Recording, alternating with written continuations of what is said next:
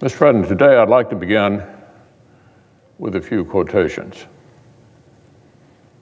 Quote, "The legislative filibuster is the most important distinction between the Senate and the House.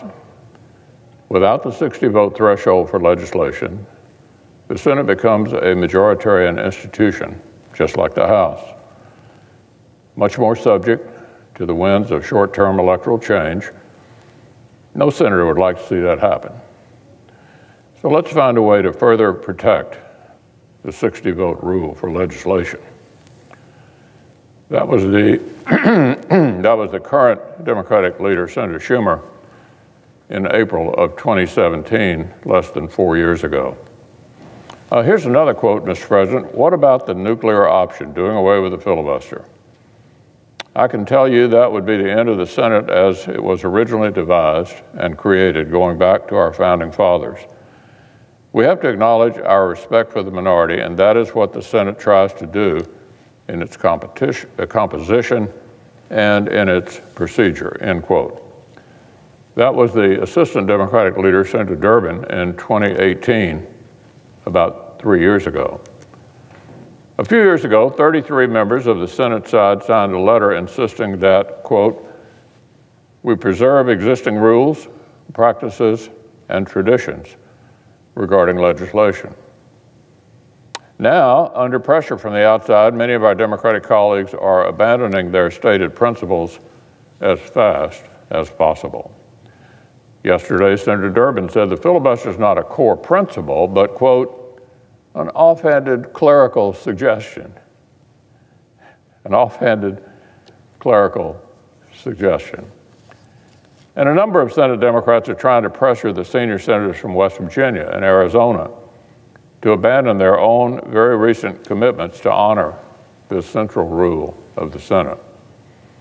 Now, Mr. President, the framers designed the Senate to require deliberation, to force cooperation, and to ensure that federal laws in our big, diverse country earn broad enough buy-in to receive the lasting consent of the governed. James Madison said the Senate should be a complicated check against improper acts of legislation. Thomas Jefferson said great innovation should not be forced on slender majorities. Senate Democrats parroted all these arguments when they were the ones benefiting from minority protection. When President Trump pressed Republicans to kill the filibuster, our Democrat colleagues cried foul. And when our Republican majority stood on principle and refused to wreck the rules, our Democratic colleagues happily used the filibuster themselves.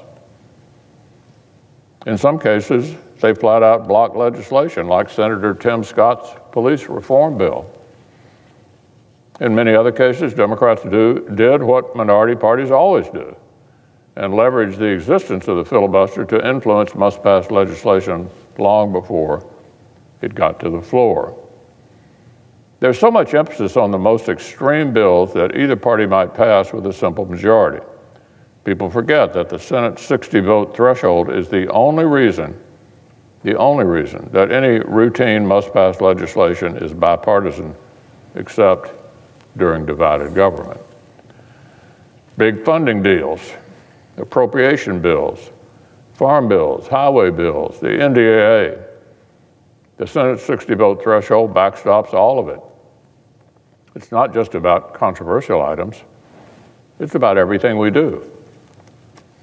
The Senate Democrats who are pressuring our colleagues from Arizona and West Virginia to reverse themselves are not just arguing for some procedural tweak, not a procedural tweak.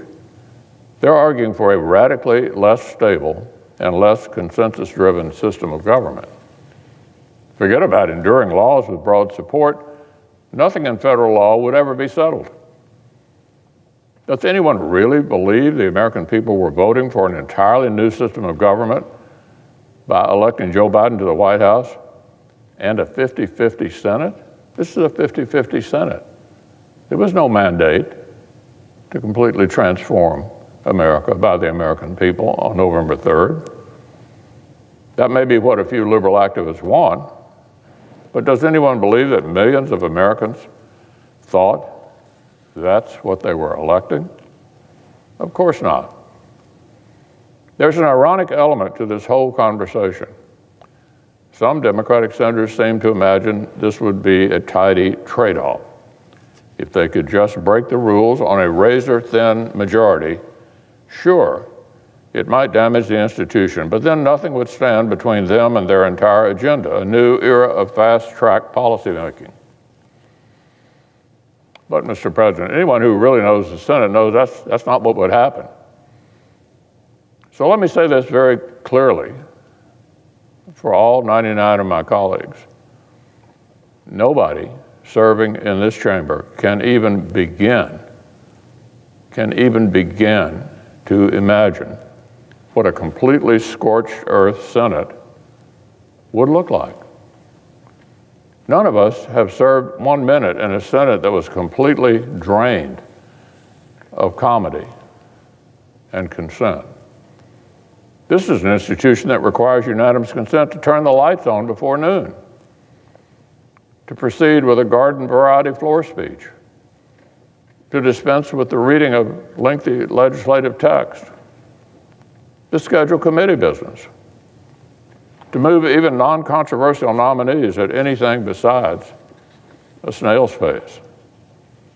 So, Mr. President, I want our colleagues to imagine a world where every single task, every one of them, requires a physical quorum, which, by the way, the Vice President does not count in determining a quorum. Everything that Democrat Senates did to Presidents Bush and Trump, everything the Republican Senate did to President Obama, would be child's play compared to the disaster that Democrats would create for their own priorities if they break the Senate. So this is not a trade-off between trampling etiquette but then getting to quickly transform the country. That's a false choice. Even the most basic aspects of our colleagues' agenda, the most mundane task of the Biden presidency, would actually be harder, not easier, for Democrats in a post-nuclear Senate that is 50-50, dead even. If the Democrats break the rules to kill Rule 22 on a 50-50 basis, then we will use every other rule to make tens of millions of Americans' voices heard. Perhaps the majority would come after the other rules next. Perhaps Rule 22 would just be the first domino of many, until the Senate ceased to be distinct from the House in any respect.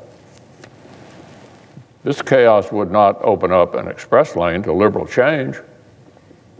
It would not open up an express lane for the Biden presidency to speed into the history books. The Senate would be more like a 100-car pileup, nothing moving. And then there's the small matter that majorities are actually never permanent. The last time a Democratic leader was trying to start a nuclear exchange, I remember offering a warning. I said my colleagues would regret it a lot sooner than they thought. And just a few years and a few Supreme Court vacancies later, many of our Democratic colleagues said publicly that they did. Touching the hot stove again would yield the same result, but even more dramatic. As soon as Republicans wound up back in the saddle, we wouldn't just erase every liberal change that hurt the country. We'd strengthen America with all kinds of conservative policies with zero input from the other side. How about this? Nationwide right to work for working Americans. Defunding Planned Parenthood in sanctuary cities on day one. A whole new era of domestic energy production. Sweeping new protections for conscience and the right to life of the unborn. Concealed carry reciprocity in all 50 states and the District of Columbia. Massive hardening of security on our southern border. We saw during amendment votes just days ago that some common sense Republican positions actually enjoy more support right now than some of the Democratic committee chairs' priorities. And this is with them in the majority. So the pendulum, Mr. President, would swing both ways, and it would swing hard. My colleagues and I have refused to kill the Senate for instant gratification. In 2017 and 2018, I was lobbied to do exactly what Democrats want to do now. A sitting president leaned on me to do it. He tweeted about it. What did I do, Mr. President? I said to the president at that time, no. I said no repeatedly, because becoming a U.S. Senator comes with higher duties than steamrolling any obstacle to short-term power. I meant it. Republicans meant it. Less than 2 months ago, 2 of our Democratic colleagues said they mean it too. If they keep their word, we have a bipartisan majority that can put principle first and keep the Senate safe.